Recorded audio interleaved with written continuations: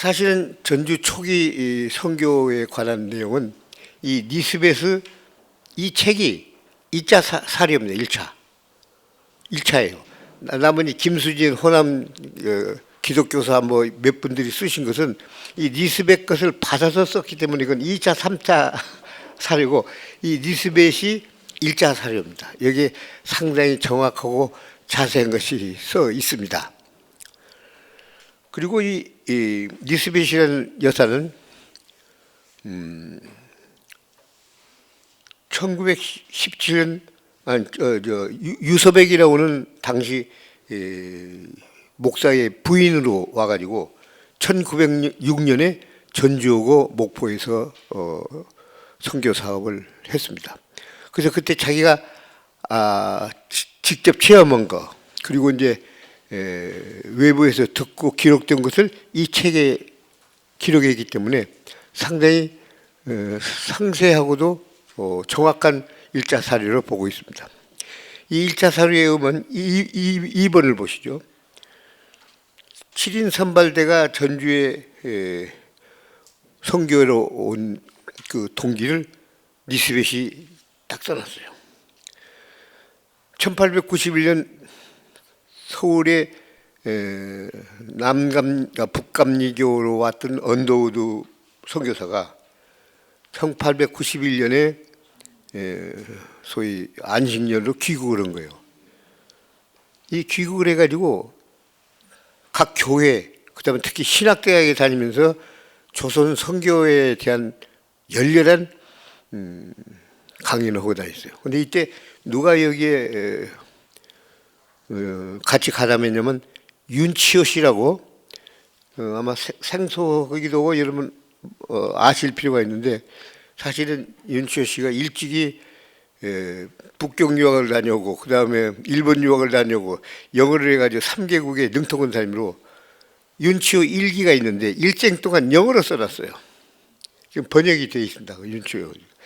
그러나 이제 윤치호는 처음에는 조선 개국과 그 다음에 문명계와 상당한 열의를 보였는데 나중에는 이게 점점 친일이 돼가지고 딱 친일파로 몰려 있습니다. 그래서 1945년 해방 후에 자살을 한 것으로 알고 있습니다. 그러나 열렬한 기독교 신자였습니다. 그래서 언더우드가 귀가했을 때 같이 따라서 미국에 가지고 찬조로 교회, 신학대학 다니면서 열렬하게 조선을 가야 한다. 이렇게 이제 주장을 했던 겁니다. 특히 이 역설 중에는 조선이라는 미지의 나라에 대한 것은 물론 얘기를 하지만 이미 아까도 잠시 말씀드린 것 같이 서울 부구는 이미 북장로, 북감리가 상당한 세력을 가지고 하고 있고 미지 세계로 남아있는 전주를 가지고 열렬히 선전한 겁니다. 전주로 가라. 이래서 여기 테이트 정킨 레이놀즈 존슨이 동시에 전주 선교에 소위 요즘 말로 하면 입소 신청을 한 거죠. 근데 여기 보면 이렇게 돼 있어요.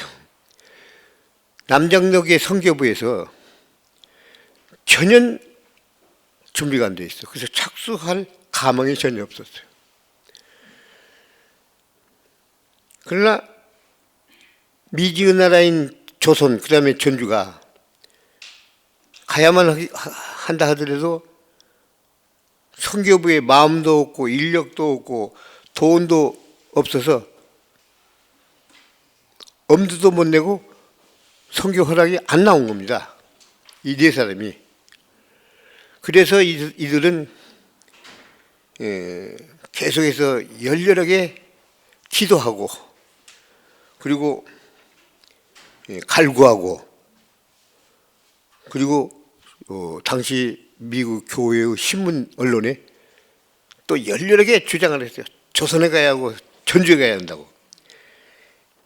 이때 아까 역설했던 언더우드 선교사가 본인이 $500달러를 내고 그 다음에 자기 형이 3,000달러로 되어 있는데 리스백 책에는 언더우드 동생이 2,000달러를 내고 본인은 500달러를 냈다고 되어 있어요. 딴 책에는 언더우드 형이 3,000달러를 내고 본인이 500달러를 되어 있어요. 두 가지가 있는데 이건 알 길이 없는데 리스베스 기록이 맞지 않을까 생각합니다. 딴 것도 2차 사료, 3차 사료로 가서 그렇게 된 것 같아요. 그러니까 쉽게 말씀드리면 어쨌든 2,000 내지 3,000달러를 기부하고 본인도 언더우드가 500달러를 기부해서 남장로교 교회에서 이제 그때 헌금이 들어왔겠죠. 그 기금을 가지고 2달 후에 전주 선교를 허락했다 이렇게 되어 있습니다. 또 하나는 아까 이제 잠깐 나왔습니다만 이 교계 예향이 1897년으로 되어 있는 것으로 되어 있습니다. 그래서 이제 각 지역을 각 교파가 분담 역할을 해서 복음 선교를 한다 이렇게 되어 있는데 이 리스베스 기록을 보면 이미 1893년에 전주 선교 지역을 지정했다고 되어 있어요. 그러니까 어디서 지정을 받았는가 그건 따로 없는데 다시 말씀드리면 교계 예양을 하기 이전에 이미 남장로의 선교 지역은 전주로 되어 있다. 이것이 리스베스 1차 사례에 되어 있습니다. 이것은 우리가 분명히 밝히고 넘어가야 할 사실이라고 생각이 됩니다. 그래서 믿음을 찾아서 그 책도 보면 전부 이 교계 예양 이후에 요 남장로가 들어온 것으로 되어 있습니다만 이건 좀 앞으로 참고를 할 필요가 있다고 생각이 됩니다. 그 다음에 이제 최초의 은성리 선교 기지가 있습니다. 물론 이제 오늘날 화산동으로 옮아왔습니다만 1893년 정혜원이 심양준 당나귀를 덜렁덜렁 타고 은성리 백운정 자리에 왔다. 여기까지는 되어 있습니다. 그래서 26달러를 주고 넓은 마당이 있고 행랑채가 되어 있는 것을 구입을 했다. 그리고 1895년에는 다시 두 채를 매입을 했다 이렇게 되어 있습니다. 이게 은성리에 온 것입니다. 근데 문제는 이 리스벳에도 없고 어디에도 없는 것이 그 지번이 없어요. 어느 번지에 왔는가 전혀 지번이 없습니다. 그래서 오늘날 혼돈을 느끼는 이유가 바로 거기에 있어요. 지번이 없습니다. 그리고 현 성지라고 지정되어 있는 저 완산동 오른쪽에 있는 그 성지라고 그럽니까? 시유지. 예, 내가 그 얘기를 들었어요. 거기가 어디냐면 현 기지라고 되어 있는 것이 팻말을 보태는 것이 156-5번지로 되어 있어요. 이것은 기독교 단체들이 저 밑에 어디 있을 줄 알지만 이미 사유지로서 매입하고 확보할 수가 없으니까 시유지로 되어 있는 그 부근에다가 팻말을 붙였다. 물론 이제 시유하고 상의를 했죠. 이렇게 되어 있거든요. 그러니까 쉽게 말씀을 드리면 원래 선교 기지의 성지는 잊어버리고 다른 곳에 와서 지금 팻말을 붙여 있기 때문에 이것도 우리가 찾아내야 하고 확립해야 할 아주 중대한 사안 하나라고 생각이 드는 겁니다. 그래서 이제 저도 나름대로 여러 가지 기록들을 찾아봐서 아마 한 10건은 더 봤을 거예요. 계속 찾았더니 최초 선교기지로 추정되는 지번이 하나 나왔어요. 이게 1964년 전주시사의 기록 속에 있습니다. 여기를 보면 정혜원이 은성리에 와가지고 완산동 285번지 촉 한 채를 샀다. 그래서 번지가 하나 나와요. 그 다음에 둘째 번 1982년 우리 고장 전주라는 책이 있는데 이것도 사실은 시에서 발간한 겁니다. 이 시에서 발간한 책을 보면 정혜원이 26달러를 주고 은성리 과로구 완산동 285번지 백운정 자리 이렇게 되어 있습니다. 그래서 제가 10여 권 찾은 중에서 지번이 나온 것이 최초로 2개를 봤어요. 그래서 이제 실제로 옛날 지번이 있는 지도를 좀 찾아보고 현장을 가서 ヌ베봤더니 맞는가 안 맞는가 도저히 알 길이 없습니다. 앞으로 한번 답사를 할 필요가 있습니다. 근데 이제 모두 어떻게 되냐면 백운정 자리다 이렇게 돼 있어요. 그럼 백운정은 뭐냐? 청학로는 아실 거예요. 바로 청학로가 옛날에 있었고 청학로보다도 먼저 세워진 것이 백운정이에요. 이건 조선조 말엽의 백씨 집안, 교동에 있는 백나무 역시 거대한 건물을 가지고 있는 부호. 그 선조가 할아버지가 백운정, 백씨가 논의는 구름이 끼어 있는 곳이다. 그래서 백운정을 지은 겁니다. 그리고 그 다음에 그 아들인 백남신이라고 거대 거부가 있었는데 백남신이가 확장해서 지었어요. 여기까지는 기록이 확실한데 백운정 자리에다가 바로 성교 기지를 샀다 이렇게 됐는데 백운정 자리가 어디냐?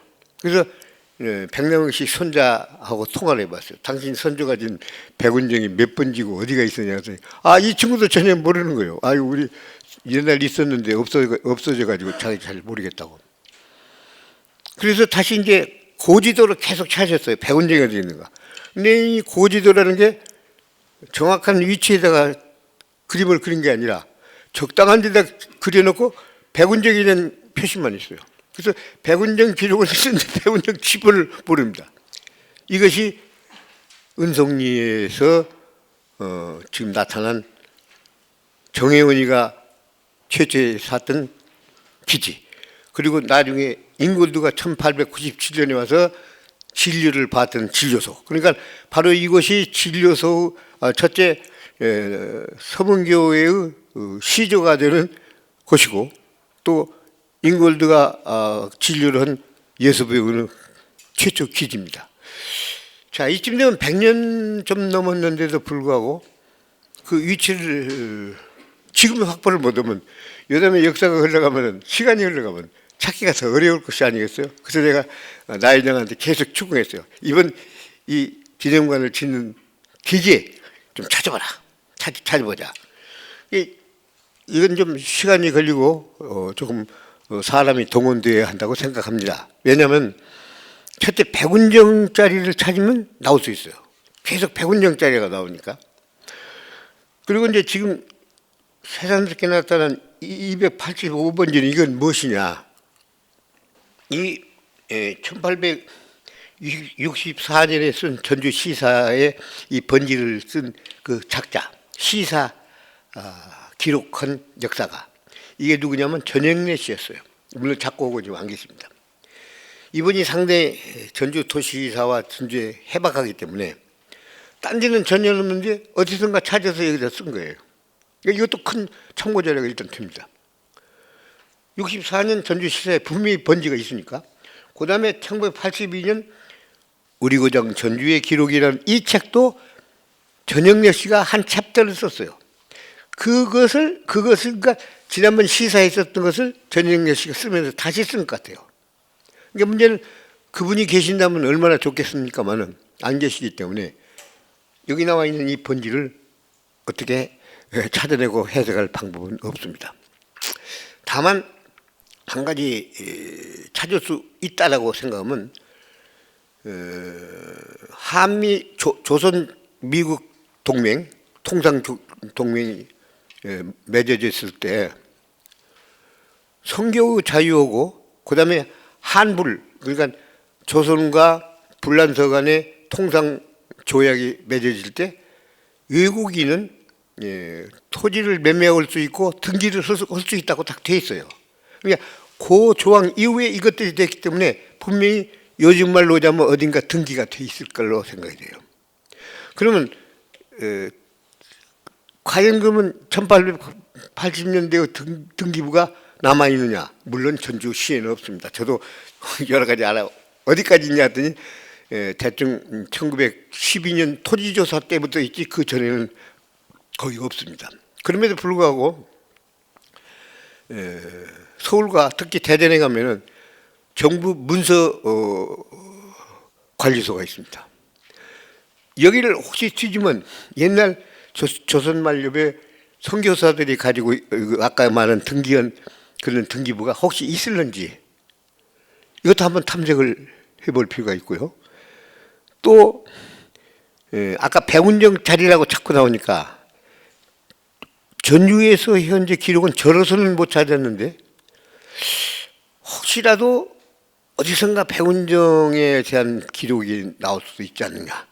그래서 정부 문서관리소를 한번 나 의장이 직접 진두지휘해가지고 찾아가셔서 한번 탐색할 필요가 있지 않냐 하는 생각이 듭니다. 그리고 거듭 말씀드립니다만 이번 이런 기회에 못 찾으면 100년 후에 못 찾았는데 앞으로 100년 후에는 거의 불가능합니다. 불가능하면 만날 은송리 거기에 선교 기지가 있었고 인골드 진리소가 있었고 서문교회 전신이 있었다. 말만 그러지 실체를 찾을 수 없다면 이건 대단히 유감스럽게 짝이 없는 것이라고 생각할 수가 없습니다. 사실 어떻게 생각하면요. 이 선조들이 잘못한 거예요. 진작 찾아줬어야 하는데 안 찾아줬기 때문에 오늘 이런 공고를 느낍니다.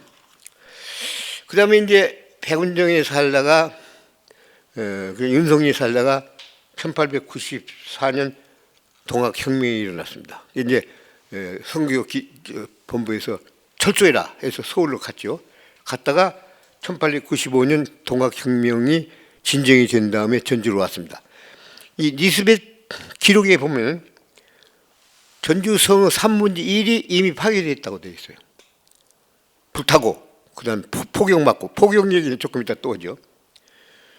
그 다음에 전주천에 있다가 소위 그때는 동학혁명군을 밀란 반란군으로 봤어요. 역적으로 봤으니까 그냥 끄집어내다가 전주천변에서 현장 총살하는 것을 이 선교사들이 전주에 들어와서 목격을 하고 있습니다. 아주 살벌할 때 또 한 번 들어왔죠. 이러고 85년 돌아가지고 95년 돌아가지고 한 2년 이제 뭐 집도 가꾸고 교인들도 모이게 하고 복음을 전달하고 있는데 전주 가명에서 사람이 온 거죠. 이 완산은 왕조의 뿌리가 있는 것이다. 그리고 완산주라고 하는 것은 이미 백제 이전에 되어 있던 성지인데 어떻게 서양 오랑캐들이 산마루에 들어와 있느냐. 나가달라 이렇게 된 거예요. 그리고 그와 동시에 당시 유림들이 맹렬하게 비난하는 겁니다.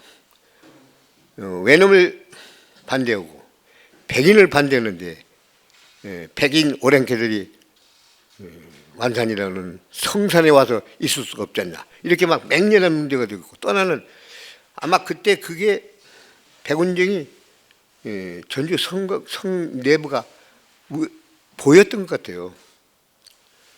그러니까 저 성 안에서도 그 이상한 족속들이 왔다 갔다 하는데 거기서 약간 보이고 여기서 내려다보는 거죠. 그러니까 안 된다라고 하는 얘기가 반드시 나왔겠죠. 이래서 1897년 주택을 2채를 사가지고 1,500달러라고 했죠.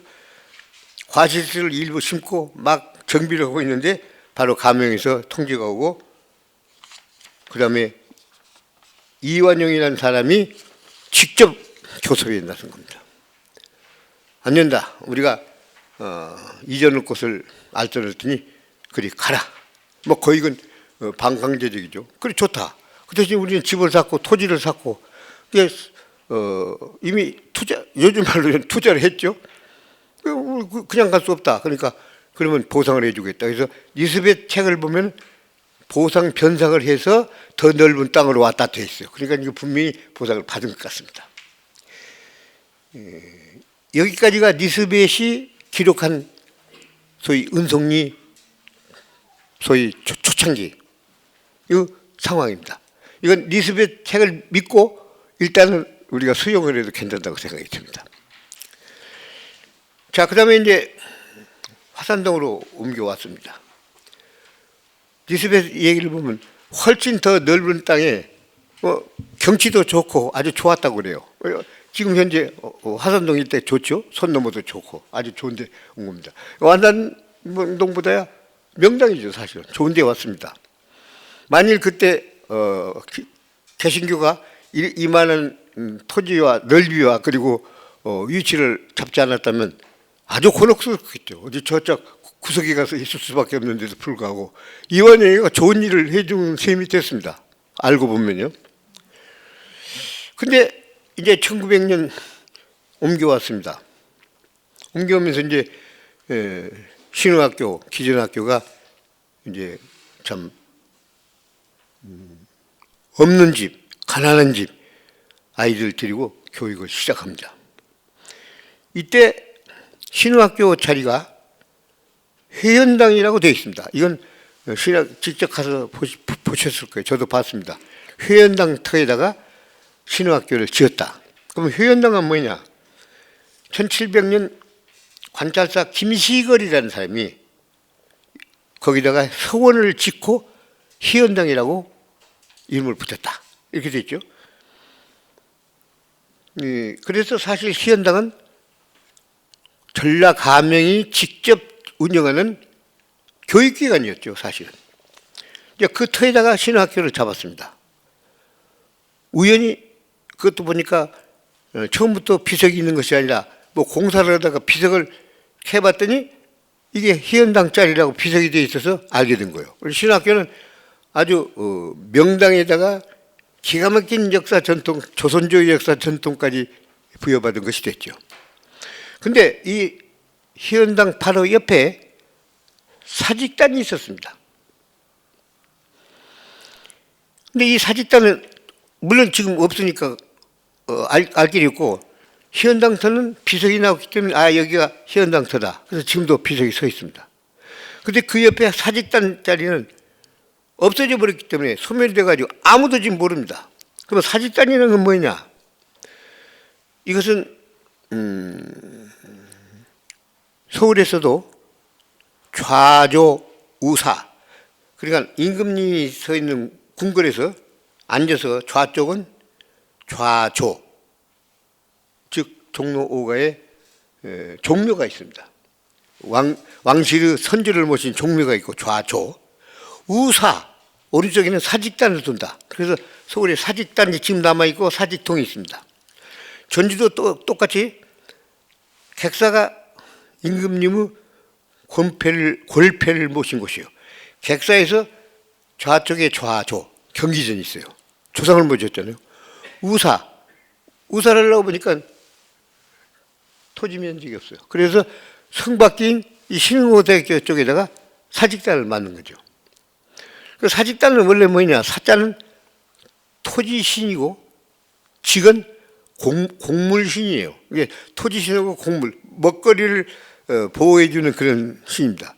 근데 원래 이 토지 사직이라는 신은 중국에서 건너온 것이지 우리 것이 아닙니다.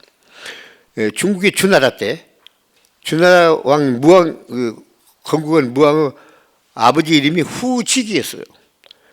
그래서 그들은 왜 후직이라고 하는 이름을 지었는가? 사실상 그때 인류가 많지는 않았습니다만 먹고 사는 데 대해서는 엄청난 모두 고통을 느낄 때입니다. 생산력 때문에. 근데 주로 우리는 쌀을 참 그 후에 재배하기 시작했습니다만 원래가 수수하고 보리예요. 이것은 황무지에다 심어도 잘 된단 말이에요. 그래서 후직이라고는 주나라 무왕 선조인 후직이라는 사람이 수수와 보리를 잘 갖고서 백성을 잘 먹였다. 그래서 바로 후직은 곡물신이에요.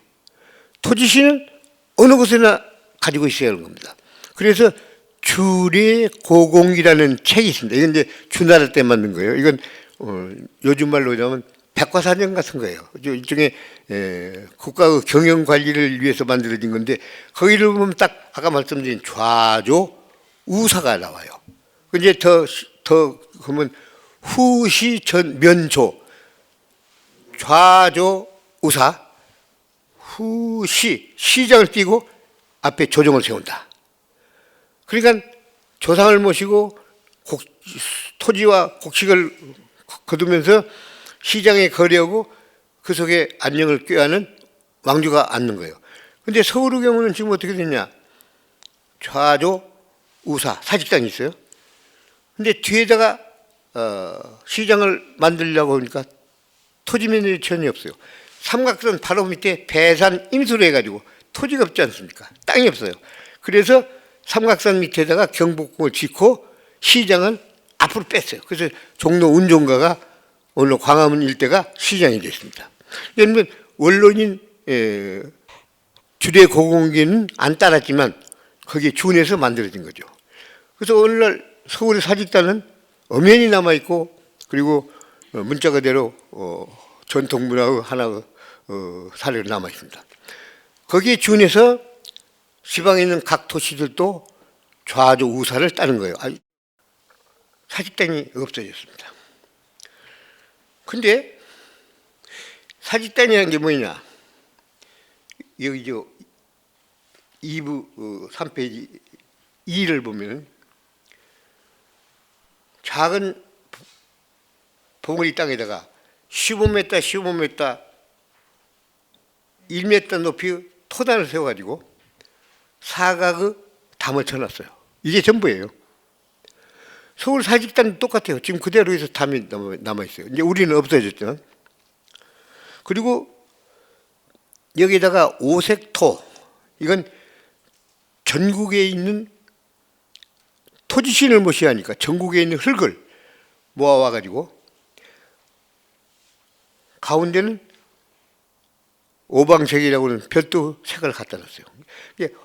사방의 토지신을 모시면서 거기다가 모신 거예요. 그래서 흔히 우리나라 말로 오방색이라는 말은 이 사직단에서 나온 이 얘기입니다. 5가지 색깔의 가지고. 근데 문제는 이완용이가 알전에 그 주선해가지고 지금 신흥학교와 화산 기지가 왔어요. 신흥학교에 지면서 아니 선교사들이야 사직단이 사자도 모르는데 따질 필요도 없고 아무도 감독을 하니까 사직단이 그때 없어졌겠죠. 왜 어떻게 누가 없었냐? 그건 알 길이 없습니다. 그건 아직 없어졌어요. 근데 여기서 이상한 것은 이완용이라는 사람이 완산이라는 성지를 지키기 위해서 이사를 가게 했는데 사직단 쪽에서 보내가지고 사직단을 없애버렸다고 본다면 없어졌어요. 그건 기독교에서 없어진 건 아니에요. 이완용이가 만든 거예요. 근데 왜 이완용은 이 땅을 허락하고 그 다음에 사직단이라는 신을 토착신을 버렸느냐? 이건 대단히 의문입니다. 만일 그때 사직단을 보존을 하고 달려들었으면 어쩔 수 없이 본연이 어디 됐겠죠. 뭐 큰 것도 아니니까. 근데 없어졌잖아요. 개신교에서는 그걸 챙길 필요도 없고 알지도 못하고 이완용이 말고 가명에서 말하는데 거기서 안 챙기니까 없어진 거죠. 그래서 토착신 하나가 소멸되고 없어졌습니다. 이게 신흥학교와 하나의 인연이고 또 동시에 이것도 기독교가 옴으로써 나타난 하나의 현상이에요. 자, 그 다음에 또 보면 나와요.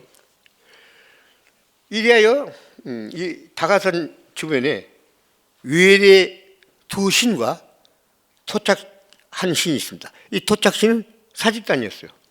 근데 사직단은 없어졌으니까 그만두고라도 오늘날 서울에도 사직동이 있어요. 사직단이 남아있고 사직동이 있어요. 광주도 사직단은 없는데 사직공원은 남아있어요. 근데 여기는 사직단도 없어지고 사직이란 명칭 자체가 없어져 버렸어요. 이제 완전히 전주의 토착신은 하나 없어졌습니다. 근데 문제는 이 다가산을 중심으로 외래 두 신이 부딪힌 겁니다. 그게 바로 기독교 신이고 외놈들 신사신입니다. 일본 놈이 맨 처음에 전주에 최초로 두 사람이 왔는데 1897년에 왔어요. 그러니까 우리 선교사 잉골드가 올 무렵, 잉골드가 1897년이죠. 97년 올 잉골드 올 무렵에 일본 놈 잡상인 형제간이 둘이 서문 밖에 둘이 나타났어요. 그러니까 외국인이라는 사실이 알든 모르든 간에 서양 선교사하고 일본이 잡상인 두 사람이 1897년에 같이 온 겁니다. 그 다음에 군산에는 1899년 개항이 돼가지고 많은 자본들이 들어왔습니다. 특히 대자본이 들어와가지고 군산 일대 대농장, 일본놈 농장이 서식합니다. 여기서부터 보면 동산촌이라는 게 이제 일본 이와사키 농장 주인의 호가 동산이거든요. 동산농장, 대장농장, 이건 호사카와라고는 일본 총리 할아버지가 만든 거예요. 거기서 이제 군산에 가면 구마모토 농장, 이건 거대한 농장입니다. 거기다 가와사키 농장, 이래가지고 삽시간에 19세기 말에 일본 대농장의 자본이 투하됐어요. 그래서 군산에 일찍이 1902년 군산 신사당이 먼저 섰습니다. 일본이 먼저 들어왔기 때문에. 그 다음에 1911년이 되면 바로 이 다가산에다가 신사 예배소를 하나 세웁니다. 나중에 이제 신사가 되고 그 다음에는 기전여고 자리를 옮겼습니다만 신사가 들어왔어요. 서울 남산은 1912년에 거대한 신사를 지었습니다. 근데 일본인들이 신사가 들어온 이유는 간단해요. 그들은 식민지 획득과 더불어서 식민지 경영을 하는데 일찍이 영국이 인도라든가 기타 프랑스가 베트남이라든가 하는 식민지 경영사를 계속 연구를 한 거예요. 그들이 맨 처음에 들은 게 뭐냐? 물론 상업자본이 들어오지만 종교가 들어갔다. 그렇다면 그들 기독교도 이질적인 종교가 들어갔지 않냐? 우리 종교도 들어갈 수 있지 않냐? 일본 신사가 서양인이 선교사가 들어온 것과 똑같은 감정으로 들어왔어요. 들어와서 사실은 일본 신사에 감화시키고 신자를 만들려는 각종 노력이 있었죠. 자, 이때 일본 신사가 우리나라 전 도시에 82개소가 지어졌습니다. 그리고 전북만 해도 17개가 있고 각 면에 546개소 신사가 있었습니다. 어마어마한 겁니다. 막 망으로 이렇게 떨어뜨린 것과 똑같은 거예요. 그들도 가고 그 다음에 식민지 교육을 시키는 우리 학생들도 끌고 가고 일반인도 끌고 갔죠. 나중에 이제 여러분이 잘 아시는 것 같이 신사 참배를 시킴으로써 엄청난 마찰과 더불어서 일본이 폐망하게 됩니다만 어쨌든 그때까지는 계속해서 일본 신사, 일본 종교, 그 다음에 일본 귀신을 보고보기 위해서 달려든 것이죠. 그리고 일본 신사만 들어온 거 아닙니다. 일본은 불교가 들어옵니다. 1900년에 백응사가 들어오고 1906년에 대창사가 들어오고 1911년에 본원사가 들어왔습니다. 전주에도 전부 불교 사찰이 다 지어졌어요. 지금 없어져서 그러지. 그러니까 신사가 들어오고 일본 토착의 불교가 들어오고 저희 종교 공세를 펴게 된 겁니다. 이것은 단독으로 보면 일본의 종교 포석이지만 서양 선교사하고 대결과 대립하는 것하고 똑같은 거예요. 가서 저기 오는 물을 뚝으로 일본 종교를 막겠다는 얘기가 되겠죠. 자, 그래서 이 다가서를 중심으로 해가지고 우리 토착 신이 있었습니다만 소멸되고 없고, 그 다음에 이제 선교사가 모시고 들은 가톨릭, 기독교 개신교 신호고 일본 종교가 바로 이 다가선을 중심으로 막대결을 하게 된 겁니다. 자, 그런데 이제 이 무렵에 또 하나의 종교가 전주 도시에 충격을 주는 미친 것입니다. 바로 제3부 천주교가 전주 성곽도시에 준 충격입니다. 1889년에 전동성당을 지은 보든의 신부가 착임해 왔습니다. 이때는 이미 진산 사건이라든가 신유 교란이라든가 기독교 가톨릭 탄압이 이미 끝난 후에 불란서와 조선 불란서의 통상의교에 의해서 선교가 가톨릭이 들어오도록 합법화된 거예요. 합법화될 때 이 보든의 신부가 전주를 초대 소위 신부로 두었습니다. 자, 1994년 동학혁명이 났습니다. 1995년 이제 역시 여기도 피난을 갔다 돌아왔습니다. 이제 안정되고 생기고 그다음에 선교사들이 들어와 있단 말이에요. 또 가톨릭대로 개신교와의 경쟁이 없을 수 없어요. 자, 저기서 보니까 완산동에 있다가 그다음에 아직 1895년이면 이쪽으로 오기 전인데 어쨌든 완산동에다 터를 잡고 온단 말이에요. 보존의 신부가 생각한 것이 우리도 성당을 지었다. 바로 오목대를 찍은 거예요. 그래서 오목대에다 성당을 지으려고 각종 계획을 세운 겁니다. 자, 이완영이가 딱 보니까 이 가명에서 보니까 이쪽은 개신교가 들어와서 침범을 하고 저건 가톨릭이 와서 침범을 하고 양종교가 들어서 맞습니다. 그런데 사실은 오목대에다 성당을 지으려고 하기 전에 서울 명동성당을 생각하면 됩니다. 일찍이 명동성당을 건립을 했습니다. 하려고 하는데 저 덕수구에서 보니까 명동성당이 좀 높거든요. 언덕이에요. 아니 언덕에 무슨 건물이 올라온 지금 뭐냐? 바로 성당이다. 안 된다. 우리를 내려다보는 것은 안 된다. 그래가지고 고종이 일시 종교 탄압을 하기 시작하면서 종교 포교 금지까지도 시킬 정도로 명동성당이 문제가 되었습니다. 그러나 우여곡절 끝에 명동성당이 지어졌어요.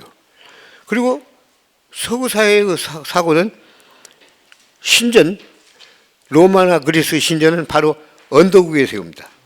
아테네의 파르테논 신전이라든가 기타 모든 성당들이 전부 종교시설 위에 올라가요.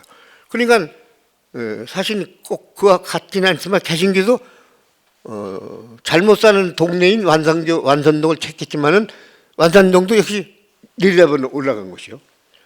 보존의 신부도 바로 오목대를 내려다보는 것을 생각했죠. 이때 이제 바로 한국 조선정부와 가민이 난리가 난 거죠. 자, 개신교는 어쨌든 교섭을 해서 옮겼는데 이놈의 성당이 짓는다고 보니까 성당을 못 짓게 할 갖가지 방안이 나온 겁니다. 그리고 그 방안과 병행해서 조선 왕조가 생각했던 이성계의 고향이고 그다음에 조선 왕조를 발장시킨 조선 왕조 발장지인 전주에 대한 새로운 각색 그리고 새로운 성지를 만들어갔단 말이에요. 그러니까 보존의 신부의 의견에 따라서 성당 건립을 막기도 하지만 차제에 전주에 조선 왕조의 발장지를 찾자 이렇게 두 개가 겹쳤어요. 찾자 얘기는 무슨 얘기냐면 오목대는 여러분이 알고 있는 바같이 이성계 태조가 운봉에 있는 황산벌에서 왜구를 퇴치하고 돌아오면서 종친들을 만나가지고 대풍가를 불렀다. 이게 오목대의 전설이고 설화입니다. 근데 이성계라고는 조선 왕조의 태조가 있었던 그 자리에다가 성당을 짓는다건 일찍 용납할 수 없을 뿐만 아니라 개대의 역사 전통을 찾자 이거예요. 그 찾자 얘기는 뭐냐면 전주의 어떤 기록에도 전주가 조선조 왕조의 출발점이고 그리고 선원지 즉 발장지 나오는 기록이 하나도 없습니다. 왜 없느냐? 원래 이성계라고 하는 태조는 조선을 건국했습니다. 건국한 영웅이고 왕입니다. 그럼에도 불구하고 이성계는 등극하기 전에 자기가 선조의 고향을 모르고 있었어요. 선조 고향이 어디냐? 함흥이에요. 함흥에서 이성계의 아버지 이자춘이가 고려 왕조의 부름을 받고 와서 벼슬을 하다가 하고 그 다음에 이성계는 22살 때 개성의 고려 왕실의 상당히 큰 장군으로 왔습니다. 자, 보십시오. 22살 때까지 저쪽 몽골 치하에서 살고 4대 5대가 몽골 장군으로 함흥 지역에서 운거고 살았어요. 그래서 자기 아버지 때도 나오고 자기 때 나왔는데 아버지, 할아버지가 전부 몽골 이름을 가지고 있습니다. 이성계도 몽골 이름을 가지고 있습니다. 그리고 22살 때까지 거기서 살았기 때문에 과연 고려말을 할 수 있었을까? 의문이 되잖아요. 쉽게 말하면 우리가 일본 동경에 가면 제1교포 3세, 4세 얘기를 해요. 미국도 지금은 이제 제2교포 3세, 4세예요. 바로 몽골 지역에 살던 이성계의 선조는 제몽교포입니다. 그리고 이성계는 제몽교포 4세예요. 자, 그럼 22살 때까지 몽골 이름으로 몽골 장군으로 그냥 뛰어다니고 하다가 고려에 와서 이제 계란족을 물리치고 전투를 계속 해가지고 고려 왕조를 일단 구해냈습니다. 그러면 고려 왕조는 왜 그 모양이냐? 첫째, 부패무능한 왕조가 됐고, 둘째는 군사력이라는 것이 사병들, 각 군벌들이 사병을 거느리고 있었지, 요즘 우리 말로 국군이 따로 없어가지고 사병들이 국가를 거느리는 거예요. 그러니까 고려 왕조에서는 뭔가 강력한 군사력이 필요했고, 또 계속해서 계란군 뭐가 신비원지가 막아야 할 필요가 있습니다. 그래서 이제 바로 이성계를 모셔왔는데, 이성계가 점점 세력이 커지고 주변에서 있다 보니까 아니 뭐 저까지 너무 왕조 발로 차면 없어지는 거 당신이 왕이시오 얘기 나올 법하죠. 이래서 등극하기 5년 전에 이색이라고는 고려 말렙의 유명한 유학자가 있었습니다. 그리고 조선 왕조에서도 봉직을 했어요. 그래서 오늘날 이색 문집이라는 게 따라 남아 있습니다. 이 이색을 찾아서 스승을 모시고 이성계가 호소를 한 거예요. 내가 지금 우리 선조의 계보를 요즘 말로 좀 족보도 잘 모르고 하는데 앞으로 우리 후손한테도 잘못하면 내가 큰 부끄러움을 줄 것 같다. 그러니 당신이 좀 찾아주시오. 이래가지고 이색이 이제 족보를 만들기 시작합니다. 근데 이제 이건 하문어도 있고 상당히 긴 대목이니까 딱 생략하고 거기에서 어느 정도 얼개를 만들어 놓고 등극을 딱 하면서 정총이라고는 유학자가 있었습니다. 그건 이색과 같은 유명한 분은 아닙니다만 요즘 말로 좀 의용학자인데 정총이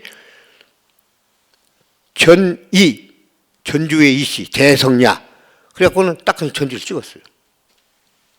그래가지고 전주가 고향이 된 겁니다. 그리하여 세종대왕이 용비어 청가를 이제 태조 실록이 있고 조선 소위 실록이 있지 않습니까? 조선 왕조 실록이 있고 그 왕마다 실록이 있거든요. 그러니까 태조 실록이 따로 있고 왕조 실록이 계속되어 오고 또 세종대왕 때는 세종실록이 따로 있단 말이에요. 세종실록 때 비로소 용비어청가라는 것을 만들어가지고 저 북방에서 내려온 이 전주 이씨들이 사실은 전주에 살다가 북방으로 넘어가서 그 후손들이 성장을 해서 오늘날 됐다. 이렇게 된 거예요. 이 용비어청가가 그런 겁니다. 그러니까 왕조실록에는 있다 하더라도 당시 알만한 사람은 알 거 아니에요. 이거 좀 수상쩍고 인정하기 어려운 점이 있단 말이에요.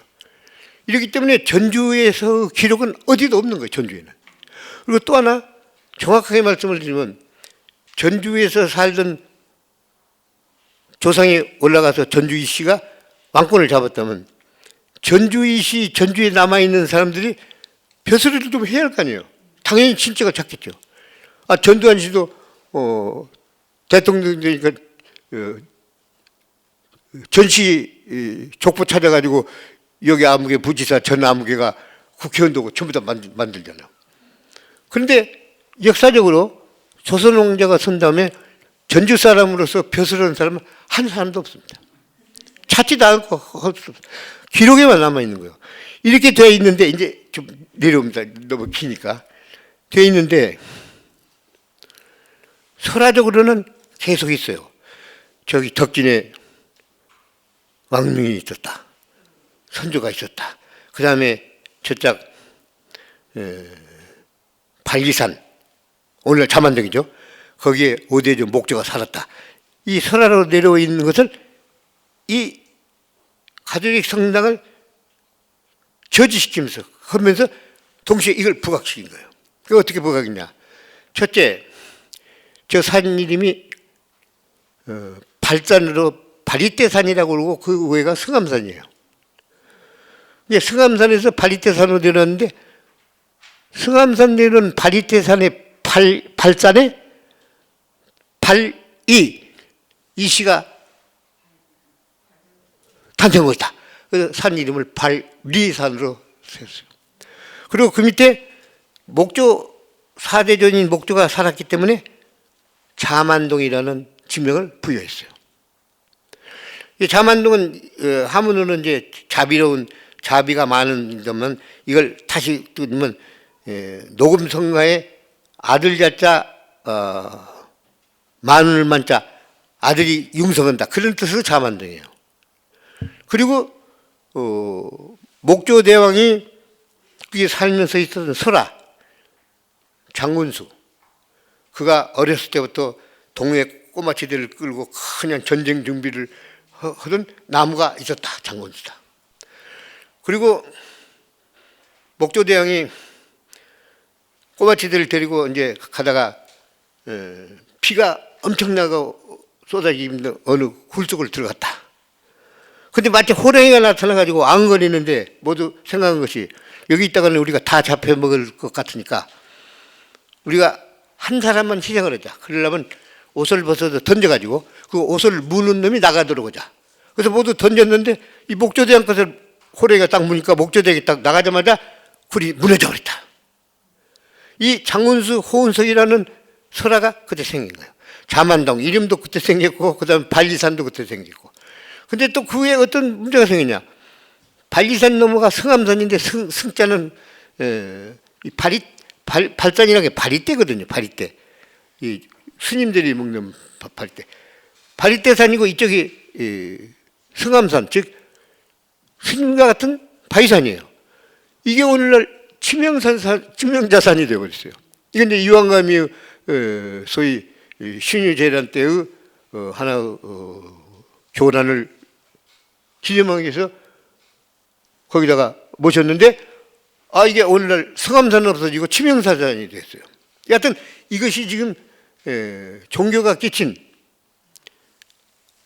오목대 일대의 상황이고, 그리고 또 하나 바로 덕진에 있는 왕릉입니다. 아무런 것도 없었어요. 그래서 영조 때 모두 신하들이 우리 선조의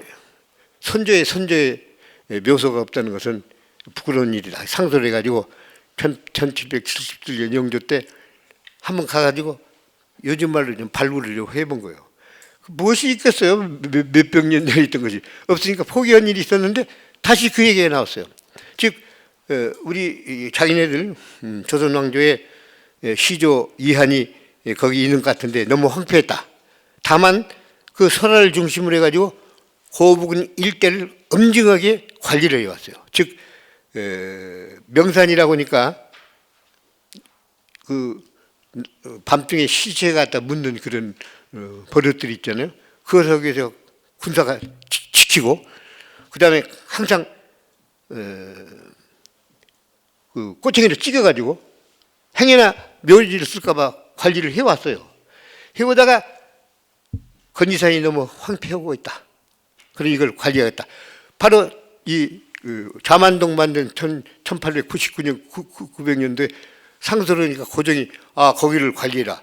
이래가지고 이완용이가 직접 가서 새끼줄을 딱 치고 발굴을 하고 해갖고 시조인 이한묘를 딱 만든 거예요. 그러니까 1900년 1, 2년 사이에 조경단을 만들고 오목대를 만들고 그다음에 자만동을 만들고 이것이 가톨릭 성당 때문에 그 앞서서는 개신교의 성지 때문에 이것이 전주에 끼친 도시적 충격입니다. 단 이쪽은 화산동으로 와서 이런 많은 문화를 만들었습니다만 가톨릭은 거기를 못 짓진가? 못 지으니까 남문으로 내가지고 오늘날 남문 성당을 지었습니다. 그 남문 성당은 사실은 그게 요한가미를 유시로 해서 많은 신도들이 교도들이 처형을 당하는 곳 아닙니까? 그리고 그냥 치니까 막 피가 튀고 해서 그때까지 남아 있었는지 모르겠습니다만 큰 돌에 자국이 있었다 그런 말까지 있어요. 그러니까 그 오목대 못 질 바에는 새로운 성제 짓자. 이래서 전동성당 자리를 마련하고 지금 전동성당 밑에 가면 그 성벽 옆에 있기 때문에 성벽을 1907년 무너뜨릴 때 그 돌들을 샀어요. 사다가 지금 성당 밑에 들어가면 엄연히 보존을 하고 있습니다. 자, 개신교는 완산동에서 그 다음에 화산동에 와서 기독교 문화를 만들었고 성당은 못 지니까 바로 전동성당에다가 새로운 종교 시설을 만들었습니다. 이것은 곧 전주에 개신교와 가톨릭이 충격적으로 와가지고 만들어진 전주 문화들이 되었습니다. 우선 유형적으로 나타난 거. 사실상 이성계는 조선 왕국을 건국한 영웅입니다. 그리고 전주는 누가 뭐래도 왕조 발상지로 인식되어 있습니다. 그러나 인식이라고 하는 것하고 역사적 사실과는 좀 다릅니다. 그래서 역사적 사실에 대해서는 역사학자들이 전부 내가 지금 얘기하는 공통적인 걸 가지고 있습니다만 이미 조선왕조의 선조가 살았다고 하는 전주의 목조대왕을 유시로 한 그 설화에 대해서 아무도 부정할 수가 없고 부정해서도 안 됩니다. 그러니까 교과서에서는 정사로서 그냥 배우는 겁니다. 그러나 우리는 인식을 역사화할 수는 없는 거고 그 역사가 바로 인식으로 올 수가 없으니까 인식은 인식대로 하고 역사는 역사대로 올바르게 알자. 사실상 이성계 당시 장군은 몽골군의 장군을 하면서 몽골의 최신 전략 전술, 무기, 그 다음에 병사를 거느리고 있었습니다. 수천 명의 병사들이 사실은 그들도 고려말을 다 했을는지 못했을는지 그것도 잘 모르겠습니다. 어쨌든 이성계는 거대한 군단을 끌고 와서 망해가는 고려를 구하고 그리고 다시 자기가 건국했습니다. 그래 건국한 다음에 영웅의 역사는 조금씩 바뀌고 윤색도 되고 각색도 되어갑니다. 그래서 오늘날 전주는 분명히 조선 왕조의 발상지라고는 인식에 대해서 아무도 부정하지는 못합니다. 자, 그 다음에 이제 완산동에 왔었던 우리 개신교의 선교사들이 우리에게 위대한 공헌을 해줬습니다. 뭐 일일이 열거를 안 해도 다 잘 알고 계십니다만 그냥 나타난 것만 봅시다. 일제 무단 통치 시대에 기독교가 성장하면서 일제를 저항했습니다. 또한 특히 3.1운동 때는 너무도 잘 아시는 것 같이 김인전 목사를 중심으로 해가지고 당시 임명신 기전여고 학생이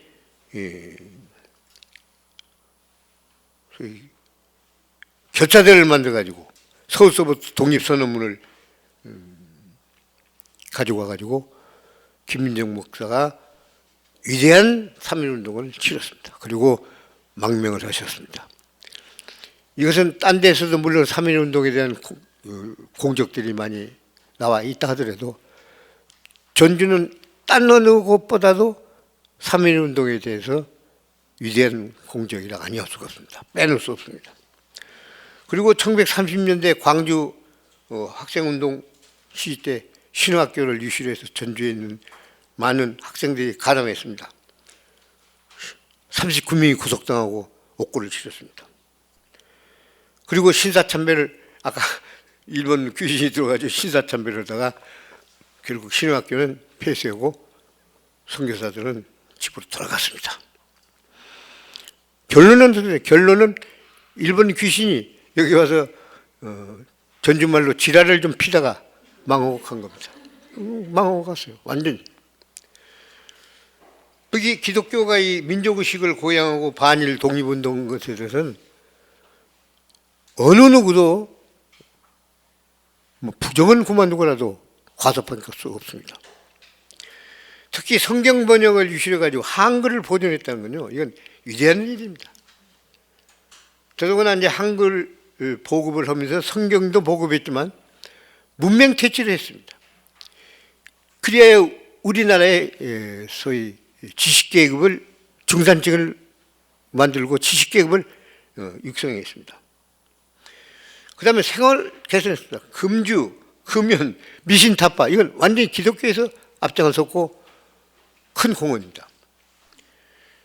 특히 이 선교사천에서 나온 문화들이 선교사천 외로 이게 파급이 되어갔습니다.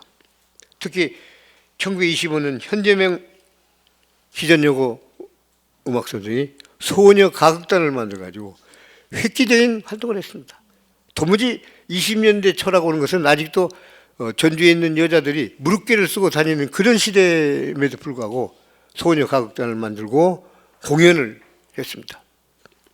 그리고 선교사천에서는 미국에서 가져온 많은 미국적 식물 또는 기타 먹거리를 만들었습니다. 여기 지금 딸기, 우유, 포도, 복숭아 있는데 전부 묘목을 다 가져왔어요.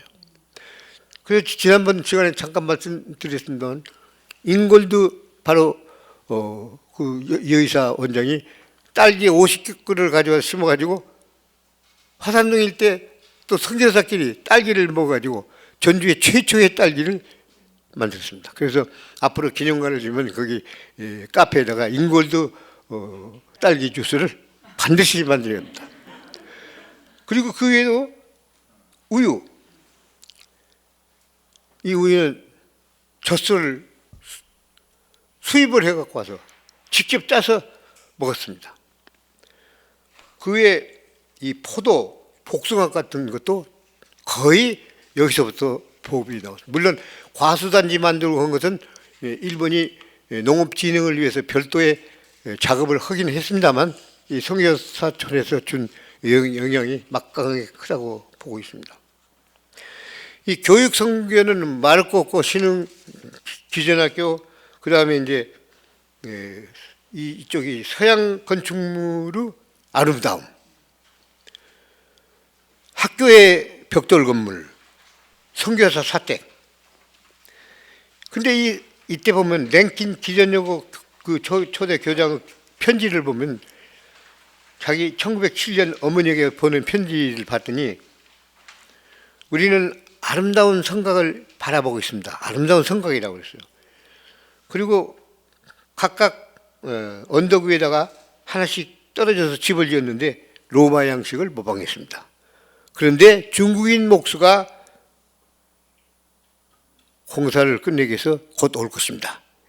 몇 주 후에는 집을 들어갈 수 있습니다. 그래서 전주에 있는 선교사촌의 각종 서양 건물은 중국인들이 와서 진 것입니다. 왜? 첫째, 조선 목수는 지은 방법도 알지도 못하고 비워본 일도 없고. 그래서 이미 북경에는 북경 선교부가 오래전에 들어가 있어야 됩니다. 지난번에 말씀드린 것 같이 우리나라의 선교 관계는 북경 선교부하고 동경 선교부가 합작으로 해서 만들어진 조선의 개신교 선교부란 말이에요. 그러니까 이미 상해 북경에 선교사들이 살고 그다음에 이제 외국 바이어들이 살고 있을 때 중국인들은 일찍이 서양 건물을 지었죠. 그러니까 여기 와서 서양 건물을 질 수 없으니까 수입을 해서 중국 목수를 수입했습니다. 특히 가장 비근한 예는 전동 성당입니다. 보십시오. 우리나라에는 벽돌이라는 게 없었습니다. 최초의 거대한 벽돌 건물입니다. 그리고 이 화산촌, 선교사촌도 다 벽돌입니다. 우리나라 건물은 전부 목조 아닙니까? 그리고 벽돌을 만들 줄을 몰랐어요. 또 만든다 하더라도 문제가 있었습니다. 시도를 해봤습니다. 왜? 북경에 가는 사신들이 가서 북경을 보니까 벽돌집들이거든요.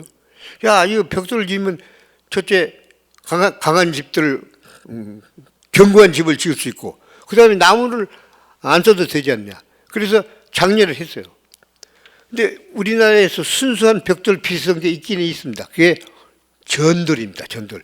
여러분들 절간에 가면은 바닥에 또 깔고 있는 새까맣고 벽돌은 아닙니다만 벽돌 비슷한 것들이 있어요. 그래서 사찰에서는 벽돌 비슷한 걸 사용했고, 신라의 경주의 부왕사라든가 기타는 지금도 그 전돌로 쌓여 있습니다. 그런데 우리나라는 어쨌든 벽돌이라는 걸 몰랐는데 서양인들이 와서 보니까 도저히 목조로서는 안 되겠다는 거예요. 물론 처음에 완산동 초기 그 건물은 매입 보고 질 때도 서양식 반절 또 한국식 반절에서 반반 만들었습니다만, 특히 전동성당을 할 때 벽돌을 우리가 없으니까 중국인 벽돌공들이 와서 우전면에서 구웠어요. 직접 구워서 갖다가 쌓는 것도 벽돌공은 특별한 기술 아니에요. 그들이 쌌어요. 그래서 전동성당은 완전히 중국인 목수들이 짓고 중국인 건축가들이 왔습니다. 특히 보니까 거기는 성당 건물을 요즘 말로 하자면 하청, 즉 청부를 중국인들이 맡아서 지은 것 같습니다. 물론 이거 짓기 전에 아까 말한 서울의 명동성당이 있었기 때문에 거기 있는 일부 사람이 시간은 10년 후입니다만 좀 온 것도 같고, 그래서 중국인 성당 짓는 석공, 벽돌공, 목공들이 이 서문 외곽에 요즘 말로 좀 텐트를 치고 살았어요. 자, 일부 아까 일본 사람 두 사람이 행상에 와 있었다고요. 못 사는 일본 놈들이 이제 그 일부가 있고, 이제 중국인 목사들, 목공들이 거기다 짓고 삽니다. 먹을 것은 자기들이 만들어야죠. 원래도 지금도 중국인들은 남자들이 전부 요리를 만드니까 그들이 와가지고 전부 다 우동도 만들고 뭣도 만들고 짜장면은 아직 보급이 안 됐었죠. 조선에. 특히 호빵 이걸 만들고, 그래가지고 전주의 호빵은 벽돌공들이 와서 서문 밖에서 그 사람들을 호빵이라고 보면 되고, 거기서 남아서 일부는 돌아갔습니다만 남아서 산 사람이 바로 서문 옆에 중국인 거리가 있지 않습니까? 그게 그때 전동성당을 짓던 사람들이, 남은 사람들이 거기에 살아가지고 중국인 차이나타운을 일부 만든 겁니다. 어쨌든 가톨릭이 되든 이쪽 화산동이 됐든 간에 벽돌을 구워서 만들고 중국인들이 지었다고 하는 사실을 우리는 좀 기억할 필요가 있습니다. 제주의 서양 건축 문화는 중국인들이 보급을 해 줬다. 자, 그 다음에 사실은 서양인들이 살던 이 선교사촌은 아름다운 건물이었습니다. 제가 특히 초등학교 들어가기 전에나 그 후에 여기 와서 보면 엄청나게 화려하고 아름다운 건물이기 때문에 두 번, 세 번 오고 애들 와서 구경하고 그러고 다녔습니다. 도무지 딴 데서는 볼 수 없는 서양 문화를 일찍이 우리는 보고 자랐습니다. 이게 주어진 선물이겠습니다. 자, 이제 선교사에 대한 건 평가를 한번 해봅시다. 물론 아까 많은 좋은 일을 해줬고 성과가 있습니다만 그 속에서 또 나름대로 선교사의 평가를 좀 해봅시다.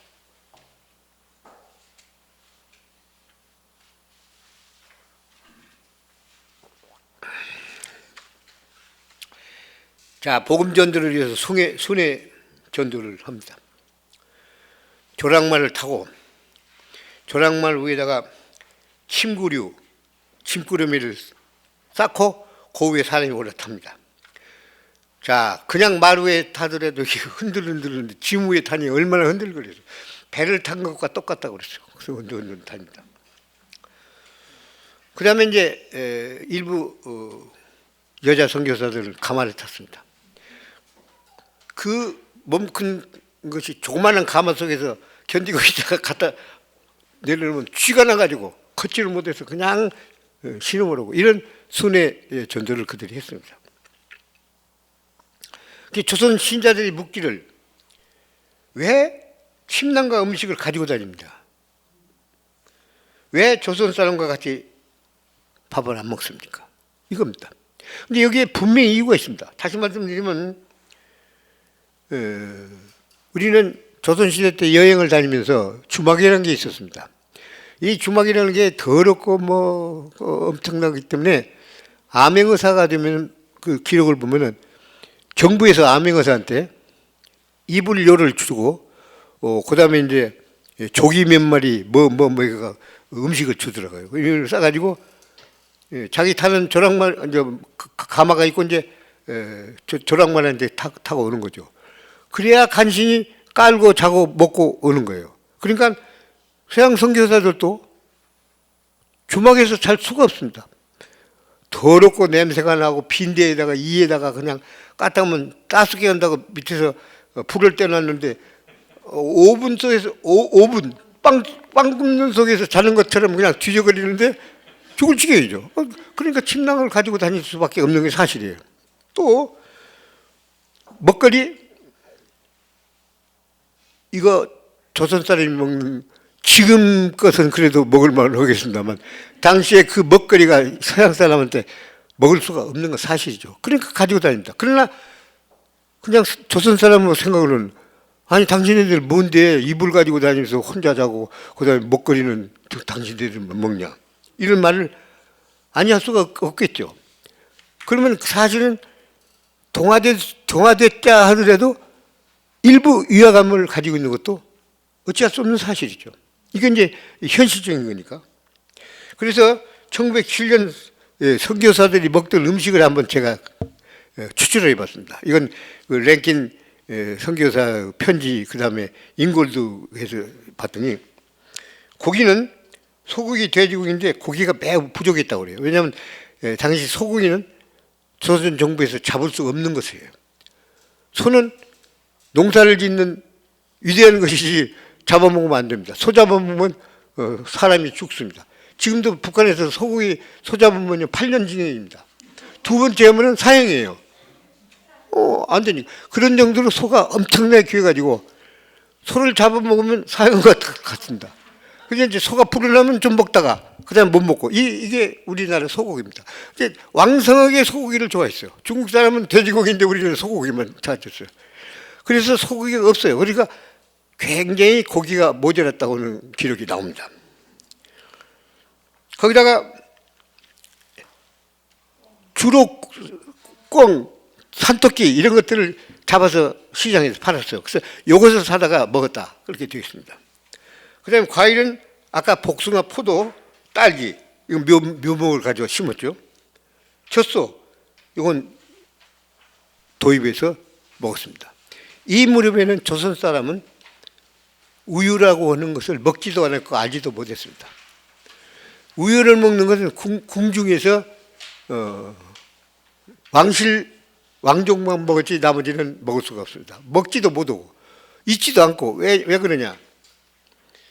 소는 사람을 위해서 엄청나게 노동을 하고 일을 해주는데 그 소 새끼를 주는 젖을 사람이 먹는다? 인도상에 있을 수가 없단 말이에요. 그래서 전혀 우유를 먹을 수도 없고 또 먹으라면 비린내가 나서 못 먹었어요. 그러나 이 선교사들은 이미 자기들 먹던 것이니까 여기서 젖소를 먹었습니다.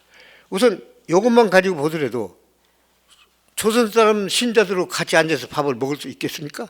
불가능하죠. 그럼에도 불구하고 일부 조선 사람들은 그 내막도 모르고 왜 우리하고 같이 침식을 않느냐 하는 의문을 가지고 질문을 지금 하고 있는 것입니다.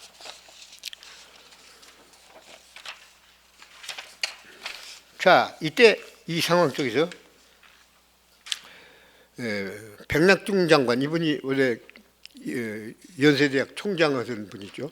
그래서 문교부 장관을 한 분입니다. 또 미국의 목사였고 이 백낙준 그 장관이 기록한 조선 교회사라는 책이 있어서 좀 떠들어봤더니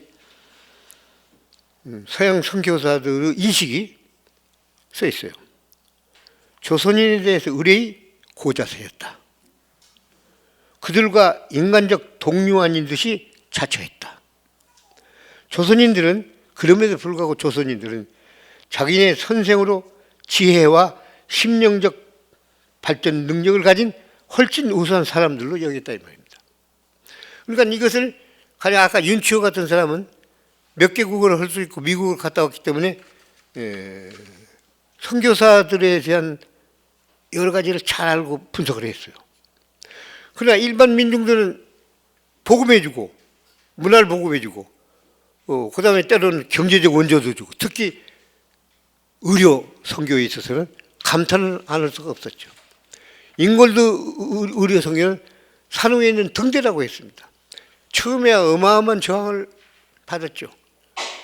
서양 오랑캐의 여자가 와가지고 여자들 진찰도 못 올 때 저 멀리 등에다 대고 줄을 가지고 귀에다 대고 진찰을 하고 이런 방법이기 때문에 어마어마한 저항 속에 그래도 가서 보니까 낫는단 말입니다. 병이 낫는다. 바로 이 점이에요.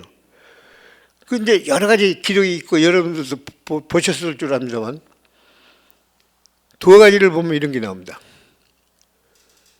환자를 하나 데려왔는데 귀가 꽉 막혀가지고 안 들리는 거예요. 그래서 이렇게 보니까 귀지개가 꽉 차가지고 안 들리는 거예요. 그러니까 이제 그거야 상당히 쉽죠. 이제 그 기름을 넣어가지고 있어 딱 그랬더니 천지가 잘 들리는 거예요. 엄청난 감동을 받아가지고 야 인골한테 내가 그러니 그 파급 효과가 얼마나 강한 것인지 알 수 있죠. 또 인골드 여러 가지 중에서 또 있습니다. 회충. 이놈의 회충이 막 배를 앓고 난리는데 회충약을 먹으면 낫는다 말씀입니다. 그런저런 그 의료 선교는 복음 선교를 앞질러서 선도적으로 했어요. 의료 선교를 본 사람은 반드시 복음 선교에 감동을 받게 돼 있었단 말입니다. 그 잉골드가 28년을 종사를 하다가 참 미국에 갔습니다. 어마어마한 우리 의료에 감명을 준 분입니다. 그런데 5번을 보십시오. 1895년에 러시아 까르네프라고 하는 육군 대령이 조선반도를 답사를 했어요. 이때 전주로 왔습니다. 이제 까르네프라는 사람은 현역 대령인데 중위 대위 몇 사람을 거느리고 합법적으로 조선 정부의 요즘 말로 여권, 호조를 받아서 돌아다녔어요. 지금 생각하니까 러일 전쟁을 준비하기 위해서 조선반도 답사를 한 것입니다. 근데 그게 한 10년 전에 러시아 문고에서 일본 문고로 번역이 되고 다시 요 근래는 우리 한국말로도 번역이 되어 있습니다. 그건 이제 출판사에서 된 거죠. 저는 처음에 이제 일본어로 되어 있는 것을 보고 깜짝 놀랐어요. 왜? 1890년대 선교사 이외의 외국인이 전주를 돌아다녔다고 하는 것은 획기적인 사실이거든요. 그래서 이제 상당히 세심하게 봤더니 이런 게 나옵니다. 아까 가톨릭의 보드네 신부가 책임했어요. 이 보드네 신부를 가서 만나는 거예요. 만나서 대화를 하는데 가난했다 이거예요. 신부가 매우 살기가 어려웠다. 이건요 조금 이따 나오고 있습니다만 미국 선교사하고 불란서의 신부하고는 완전히 경제적으로 차이했습니다. 불란서의 신부들은요 현지 적응을 하고 그래가지고 조그마한 월급을 주고 그 다음에 건물을 짓고 하는 것도 그냥 신도들이 전부 모아서 만든 그런 것들입니다. 그래서 보드네 신부는 대단히 가난했다 이렇게 돼 있어요. 근데 거기를 보니까 미국 선교사들의 대우가 그려져 있어요. 선교사가 월 200달러, 연봉 1,400달러죠. 자녀 1인당 연 100달러 수당. 독신자 남자는 800달러고 여자는 675달러. 주택을 제공해주고 가구 조달비가 별도로 있는데 기혼자는 600달러, 독신자는 300달러. 여름 더위에 몇 달간 휴가가 있어. 지리산에는 선교사 빌장촌이 따로 있었죠. 기혼자는 7년, 독신자는 8년 후에 1년 귀국 안식령 휴가가 있었습니다. 그리고 이때 1등 예비를 받았습니다. 바로 이 귀국 안식년에 언더우드 목사가 미국을 가서 열변을 토하고 선교한 것이 바로 전주의 7인 선발대가 올 수 있는 계기가 된 것이죠. 자, 이걸 보면요, 당시 미국 선교사들 생활이 얼마나 부유했는가를 알 수가 있습니다. 자, 부유한 만큼 조선 교역자하고도 분명히 이제 차이가 있고, 당시 목사님들 대우가 선교사하고 같을 수가 없죠. 그러면 미국 선교사 교역자하고 조선 선교사하고 소득 격차에 있어서 괴리감. 말은 못하죠. 어떻게 그걸 대고 누구한테 얘기하겠습니까? 그리고 이들이 사는 생활, 높은 생활 수준입니다. 여기서 아무래도 괴리감이 있을 수밖에 없었습니다. 이때 이들이 받는 당시 조선인 1인당 소득이 따로 없는데 달래라고 하는 분이 쓴 책을 어떻다니까 당시 조선 사람 1인당 소득을 36달러를 보고 있었습니다. 36달러 한 사람. 연소. 요즘 우리나라가 1인당 소득이 연 3만 달러 아니에요? 3만 달러죠. 요새 지금 3만 5천 달러 올랐죠. 올라갔다 내려갔다 합니다. 36달러로 나옵니다. 그리고 아까 안산동에 초가 하나에 26달러 줬지 않습니까? 그러니까 그때 전주 시내의 초가 웬만한 것은 26달러 내지 30달러면 살 수 있었대요. 이때 월 2,000달러를 받는 소득과 한번 비교를 해본다면 엄청난 소득이었죠, 이분들이. 따라서 높은 소득, 높은 문화생활, 그리고 음식과 습관이 다르기 때문에 한국 사람과 더불어 공식 공영을 할 수 없는 상황, 여기서 이제 괴리감이 생긴 거죠. 그리고 전주 선교사 일은 아닙니다만 서울이나 기타 선교사들의 관계를 보면 어느 신학교에, 평양 신학교, 서울의 어느 신학교에 30명의 신학생들이 들어가서 공부를 하는데 숙식이 형편이 없고, 그리고 그 부근 일대의 농사를 짓는 노동력에 어떻게 혹사를 하는가, 이 30명이 다 탈출하고 도망가서 신문에 나와 있어요. 이것이 전주는 아니에요. 서울이에요. 이것이 일부 선교사들이 저질렀던 하나의 상황입니다. 근데 이것들이 굉장히 많아요. 거기에 비한다면 전주에 있는 선교사들은 아주 양반이고 그야말로 신사였어요. 전혀 잡음이 없습니다. 잡음 들어본 일이 있어요, 전주 선교사? 없어요. 저도 들어본 일이 없습니다. 어렸을 때부터 들어봐도.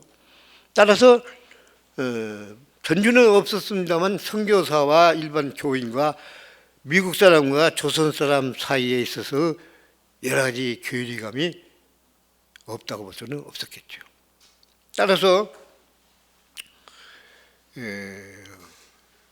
가톨릭이 들어왔을 때 불란서를 이슈로 해가지고 영국 같은 제국주의적인 침략자들 대포를 쏘고, 그리고 선교를 하고, 그리고 원료를 수탈하고 상품 팔아먹고, 이거 제국주의자들의 선교 방식이었단 말이에요. 그걸 조선 지식인들도 훤히 다 보고 있는 거죠. 알고 있습니다. 그러다가 이제 미국 선교사들이 들어왔는데 미국 선교사들은 사실은 욕심이 없어요. 왜 욕심이 없냐? 이 포크라고는 푸드 공사가 있었고 나중에 포크 공사가 하는데 사실은 여기 와서 공사지만 내용을 보면 해군 정도 장교로 와가지고 노상 본국에 정보 보고를 합니다. 다시 말씀드리면 좋은 의미로 보면 대선 아닌 공사들 영사관으로 왔습니다만 그들이 하는 임무는 조선에 대한 또는 각 나라, 자기 주재한 나라의 상품 시장은 어떻게 생겼냐, 뭐를 얼마나 팔아먹을 수 있냐, 이런 경제적인 수탈은 아니지만 교류 또는 교류에 대한 어떤 조건들 따라서 그동안에 불란서 함대가 오고 영국들은 식민지를 했기 때문에 조선 지식인들이 딱 찍고 경계를 하는데 미국 사람은 아무 욕심이 없어요. 첫째 영토에 욕심이 없어. 둘째 상품도 뭐 팔아먹는 게 없어요.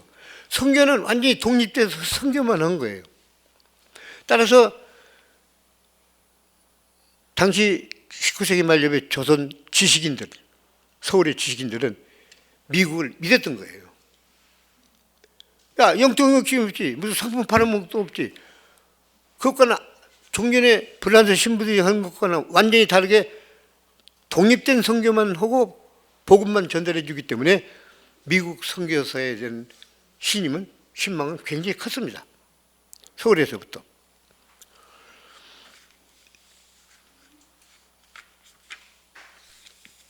따라서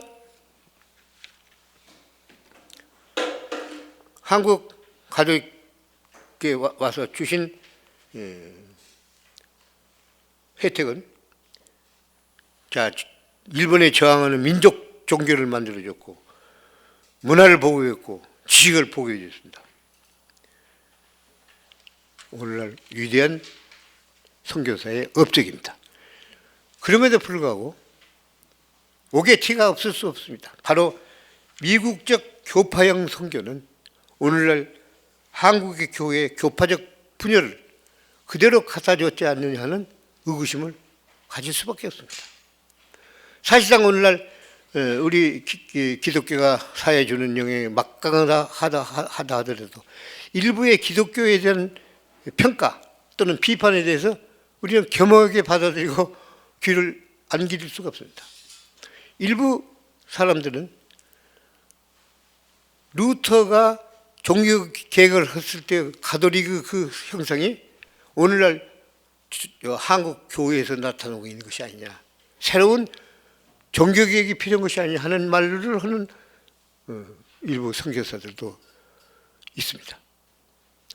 또한 한국적 상황 속에서 많은 교파가 들어있는 중에 미국 교파는 분명히 서울에는 북장로, 여기는 남장로입니다. 그 외에 호주가 있었고 카나다가 있었고 성공에도 있고 많은 교파가 있습니다. 그러니까 딴 나라의 교파는 그만두고라도 미국 선교사가 가지고 온 교파만 하더라도 그냥 우리가 눈으로 볼 때는 서울 평양에 대해서 선교를 할 때 상당히 조직적으로 한 것 같이 되어 있습니다만 내막적으로 보면 감교와 장로교 간의 암투, 경쟁, 견제 이런 것들이 엄청나게 나옵니다. 알렌 의사선교사, 알렌 수기를 보면은 언더우드를 굉장히 비난하는 게 나와요. 막 떠들고 뭐하고 뭐 한다고 그래가지고 이 도저히 북감여고 교류하기 어렵다고 하는 대목들이 나옵니다. 그들 나름대로 또 내부적인 그런 경쟁과 암투가 있었습니다. 그래서 이제 그것을 방기 위해서 그 두 교파는 상당히 그래도 견제하고 타협하고 그렇게 왔어요. 근데 이쪽은 남장로교만 있기 때문에 경쟁할 필요가 없습니다. 오히려 앞에 나와 써있지만 처음에 여기를 임지를 남장로교가 받고 난 다음에 선교사 인원 부족으로 6개 지역만 자기들이 그 선교 지역을 삼고 나머지는 다른 교파한테 다 분양했다는 말이 나옵니다. 이게 리스베스에서 나와요. 그러니까 그만큼 여기는 돈이 없고 그리고 없는 대신에 열심히 정사하고 그 다음에 타협을 하고 했기 때문에 사실 어떻게 보면 서울에 있는 교파들에 비해서 전주에 있는 남장로 교파가 순수했다고까지 볼 수가 있습니다. 그러나 오늘날 예장 기장부터 시작해가지고 이 교파의 분쟁, 경쟁 또는 분열은 한국 교회의 고질적인 것으로 남아있기 때문에 이 대목에 대해서는 여러분들도 많은 고민과 그리고 대책을 수립해야 한다고 생각합니다. 요즘날 언뜻 교회에 대한 평가서를 목사님인데 쓴 걸 보니까 우리나라 전체에 지금 조금만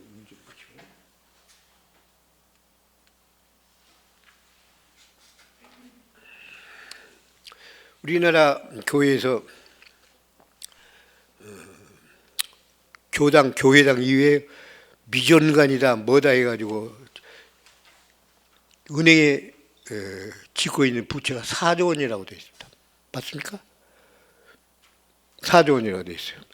그래서 그 목사, 개혁 목사인데 4조 원인데 종전에는 은행에서 융자를 해줄 때 의사, 약사 담보 없이 그냥 다 융자를 해줬어요. 병원 개업할 때. 그 다음에 교회가 건물을 짓는다고 할 때 아무런 담보 없이 다 융자를 해줬다 이거예요.